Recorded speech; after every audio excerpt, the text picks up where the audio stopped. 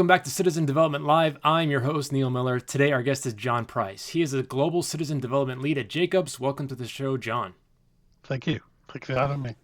Yeah, no, I'm very excited about this one. You got a lot of very interesting experiences. We have a lot of crossover in our backgrounds, but just start off, give us a little background on your career.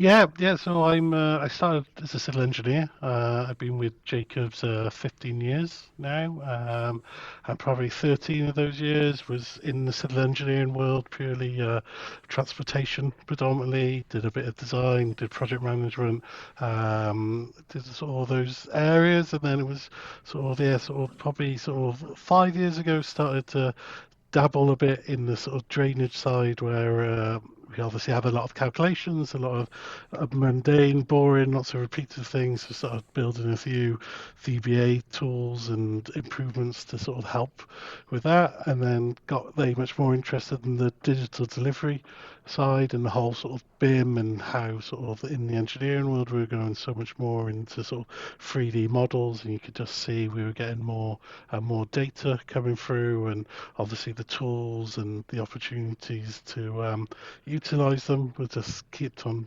changing and coming through. And so moved into sort of that digital delivery space within the engineering world. And then, yeah, over then the last 2, 3 years, I've actually sort of stepped away from projects. I'm working more in an operational sense in our sort of first Europe and now sort of globally, supporting around our design automation part, and within sort of our design automation team we've got a pillar specifically looking at citizen development, which is where sort of I've come into and leading the group now. Yeah. Tell us a little bit about that transition from being an engineer to moving into data delivery. Did you feel like that was a pretty seamless thing? Like it was just a slightly different set of tools, or was it very hard for you to make that transition? I think it was seamless. I think as much because these are the tools that we were having to use.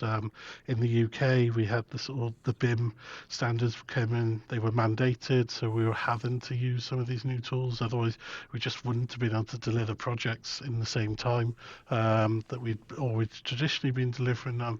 But I think what I sort of started to see a lot of the sort of there were not many necessarily engineers that had gone into that digital delivery space before. So there was a lot of really stuff being done, but they wouldn't necessarily didn't have the experience of actually sort of delivering and what the engineers really needed. So what I felt is what I could go in and really help in that space and sort of give them that direction, sort of really give them that idea of actually this is how we work, this is what we need, these are the outputs that we really want, and so we could really make sure we're delivering things that actually made our lives easier rather than Yeah. sort of adding additional steps that people didn't really understand and didn't necessarily see the benefit from them.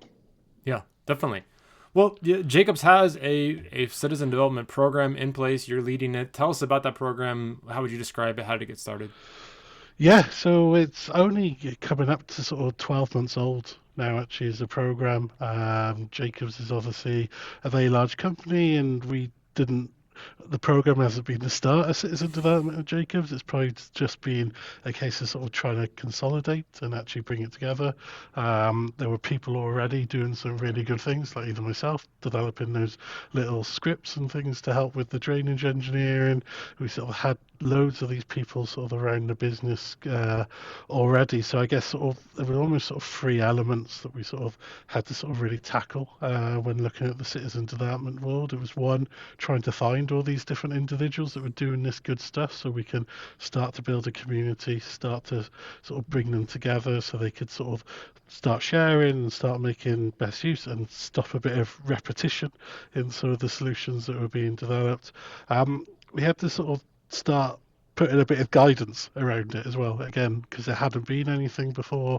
A lot of people were just going off and doing things their own way in their own system, so we had to sort of make sure we were putting a bit of structure into the business. Obviously, when you could do something and you could do something instantly 1,000 times, if you do that 1,000 times wrong, it's obviously a lot of issues that we sort of got to correct. We obviously want things that improve our quality, Yeah. not impact our quality. So having to start setting sort of some boundaries and some guidelines was sort of another sort of key part of it. And sort of then the third part was then looking at how we expand it. So we got a good number. I think when we looked at some of their skills information, maybe about 5% of sort of Jacobs staff in our technical areas had these skills. We want to sort of get that up to sort of probably closer to 10% in the end. So we've got to look at how we grow. So how can we train people? How can we provide that learning? How can we get people want to get involved and sort of take that forward? Yeah. You kind of alluded to the fact that there was citizen development going on already at Jacobs and at every company, whether or not there's a program or not. I think there's got to be a lot of good stories that you could share about redundancy, repetition that's going on as a result of people trying to build their own tools in an ungoverned way. Yeah, yeah, I think the best example we've got is model checking. So these are tools where with our BIM models, just making sure that they're, say, compliant with client standards or making sure they've got the right layers in, they got the right names and all these different things. We started doing an assessment to sort of build a tool, and we sort of went around the business asking, "Oh, what's already out there?"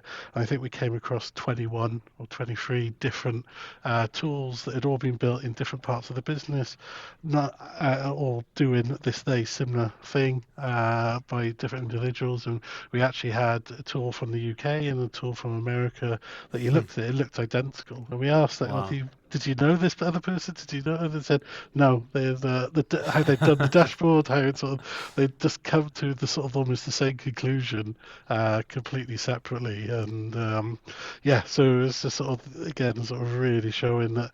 And the problem is, yeah, a lot of these were, there's obviously a lot of different engineering tools and different sort of client requirements and stuff. And when we looked, even when we looked through those 23, there was no one that we could say, oh, we're gonna that one's does Mm. everything.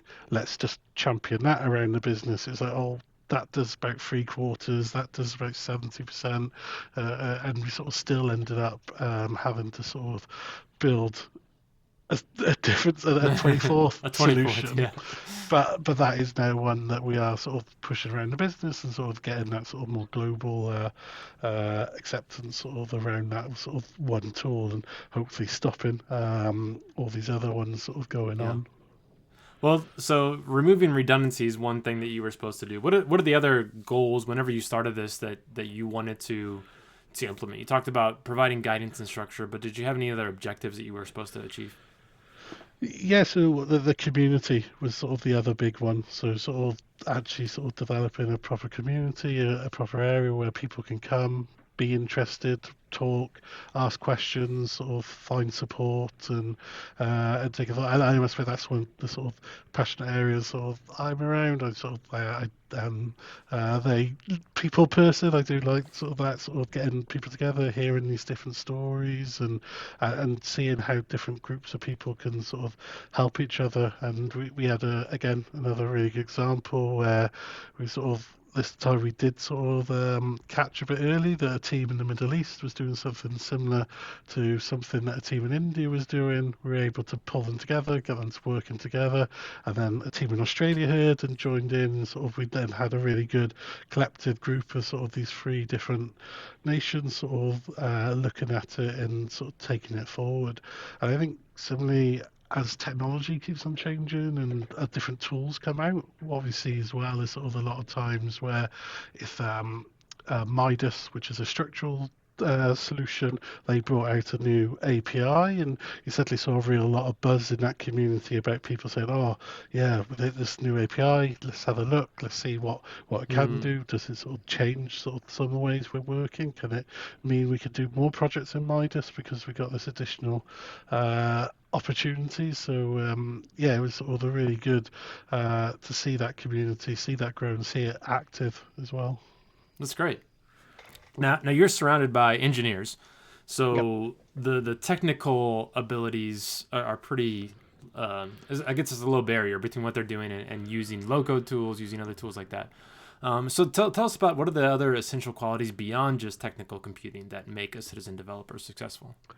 Yeah, so we one of the things we basically identified three key areas for our citizen developers. So as you say, it's sitting in those technical teams so they know what they need to produce, they know what the client wants, they know what the outputs were, that they're not.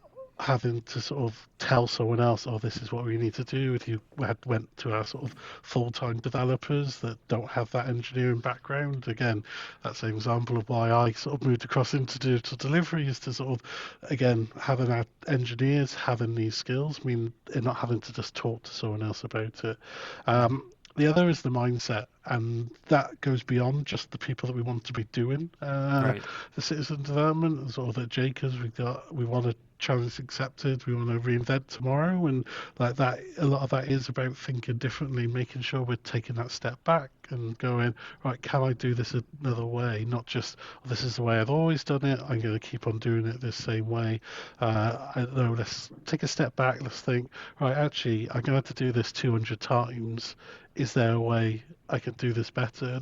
And it's amazing. I just find myself catching myself doing it sometimes, even if you're just doing something in Excel and you sort of maybe just try to do a little bit, and you just suddenly realize, oh, actually, if I just go into the Power Query in Excel, I could actually in 3 steps do all these things, and then actually, if I need it again, I could just dump the same data in this Excel and press refresh and it updates again. And it's when you just sort of get that mindset, you just sort of you're able to sort of give yourself back a bit more time Yeah. and stuff, which is then gets us to let us do more of the actual engineering, like do those problem solving, spend that time sort of working out that real difficult pinch point or where we've got a lot of issues going on, so we can improve that quality of that product we're doing and make it so it's easier for the teams on site to construct and safer to use and Yeah. all that taken forward. Yeah. As the lead for citizen development, how do you find and identify the people with the right skill set, the right mindset to participate in this? Yeah, so we've got, I think we've taken a few different approaches. So, say, as Jacobs, we've got all our staff can put in skills into their sort of skills library. So we've done a lot of mining of that data. So sort of going through there, finding people, sort of cold calling, cold emailing them, saying, "Did you know about this? Did you know about this community? Do you know about this process and procedure?" And getting to know that. Obviously, Jacobs. It's a big global company, so we've also been identifying key sort of local, regional contacts. So we've got a couple for India, we've got Poland, we've got the UK, we've got 3 or 4 in America, we've got Australia, Hong Kong as well, and so we identify those people that we can lean on to sort of they got their ears closer to the ground in the country, so they can hear what's going on and start to sort of feedback and do some of that stuff. We obviously get some data from our IT, so we can sort of see when certain tools are being used. So sort of Mm. things like Dynamo, Grasshopper, some of those we can get usage data from our IT and sort of go and sort of track down people like that. And but again, as I say, very much a people person. A lot of it has been building that relationship, meeting people. They introduce you to someone else, and then someone Yeah. else, and someone else, and you sort of spoken to sort of 10 people from that sort of first conversation. You've heard like 4 really good ideas that you think, oh, that's definitely something we can scale and sort of use elsewhere. And it's like, well, this is great. Let's sort of advertise and get it out there. And so we do lots of stuff with our global communications around. So we've had a few of our sort of global newsletters where we've highlighted key citizen developers as well. So hopefully someone sees that, they can sort of come out and Yeah. also raise their head above the parapet and let us find them going forward. Yeah. Well, tell us more about the community because I know that's a passion of yours. You're a people person, Yeah. like you said. What are some of the interesting things you do to keep that group engaged? Yeah, so we've done a few different ideas that we go through. We done a few challenges with the team. So we actually just before Christmas did a bit of a Advent sort of challenge. So getting them set in a few different over sort of a couple of days, a few different 5 minute, 10 minute challenges that people could go in, produce do something different. It was sort of producing like a Christmas tree in sort of a 3D model, sort of thing, helping to sort of get Father Christmas around the country and sort of deliver all the presents and working out sort of the best routes and stuff. We've done a twist on hackathons. We do what we call devathons, where we not only are looking to sort of develop solutions, but also develop the people. So Hmm. we sort of purposely sort of take um, 5 or 10 sort of people that want to learn citizen development skills but don't necessarily have it, and we take also 5 or 10 citizen developers that mature with the skills, and we identify sort of 5 things to work on, and sort of the first couple of days they sort of shadow the unskilled citizen developer or the new citizen developers shadow the citizen developers, and then the second 2 days we then let them a bit more loose to sort of develop solutions as well. And I know sort of that's one where a lot of the people really appreciated it. Sort of, I think partly getting out of the day job was one of the things, a bit like at school when you get to Yeah. have a day where I think they really enjoyed it. But I think that was one of the things that they sort of really enjoyed, getting to know people and sort of learning from that one. And I know that those have kept those relationships with those more experienced citizen developers to sort of go back, and if they've got problems, um, and take and support that. And we've actually just sort of widened and more formalised this sort of support network. So we almost have across the globe, I think it's sort of 16 people to sort of cover the time Hmm. zones, but sort of monitoring a site within the sort of community where people can go raise a problem, and we can help them cross that hurdle. Because one of the things we are finding is quite often people sort of you get to that sort of 90%, and then you just sort of really struggle with that last Hmm. hurdle. And Yeah. so like we're then not seeing that benefit. You've done all that really good work, and unless you can get it over that, we're not going to sort of see the benefit of those things. So creating that sort of support network to sort of help them has been a sort of hopefully be a really big bit to let's get that next step onwards. That's so important. I totally agree that when you get to that place where it's like almost done, you've created everything Yeah, except for like this one last piece, and it's just becomes a challenge, and then you just leave it because you don't know what to do. yeah, yeah, Yeah, exactly. it's fantastic. Well, let's get a little bit technical here. We're going to talk about different tools available to citizen developers. I mean, you mentioned Visual Basic, just working within spreadsheets. Then we have something like a Power Apps, which I think is a platform you guys are familiar with. Yeah. And then there's just learning scripting in Python or something like that. So give me a little bit of pros and cons, advantages, disadvantages of citizen developers looking at each of those as an option. Yeah, so I guess primarily we split it into sort of three. We got sort of a no code, you got your low code and your sort of code within. So yeah, I think there's a real advantage in some of that sort of no code stuff.